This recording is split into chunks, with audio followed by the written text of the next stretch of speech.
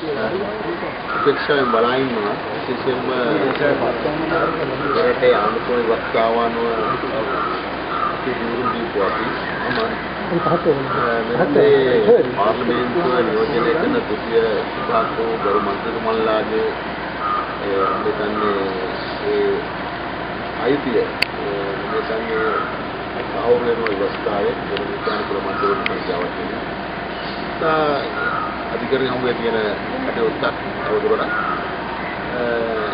ඒ අධිකරණයට බාර දෙනවා ඒ සම්බන්ධයෙන් ඒකට ගස්තාන කියලා දිනුදින මන්ත්‍රීවරුන්ගේ ප්‍රයාසයෙන් කරනවා.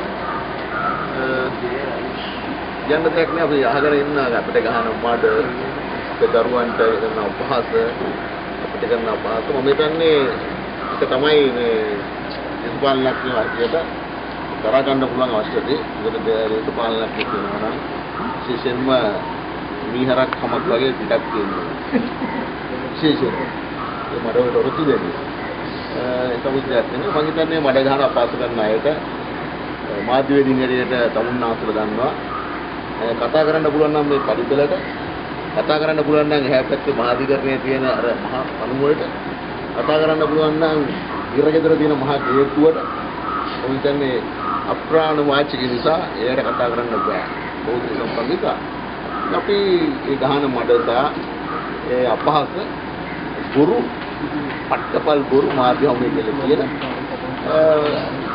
තාමත් අනගාටු නිසා උපේක්ෂාවකට බලාගෙන ඉන්නවා ඒ කරුණියා එච්චරම මට කියන්න දෙන්න. ඉතින් මැතිවරණදී ඔබතුමා කාටද උදව් කරන්න බලාපොරොත්තු වෙන්නේ? තාම මැතිවරණයක් නැහැ. මම කියන්නේ තාවත් වයිතන ලැබෙන අවුරුද්දේ මේ පාර්ලිමේන්තුව ඉතුරු කරන්න තියෙනවා. ඒකත්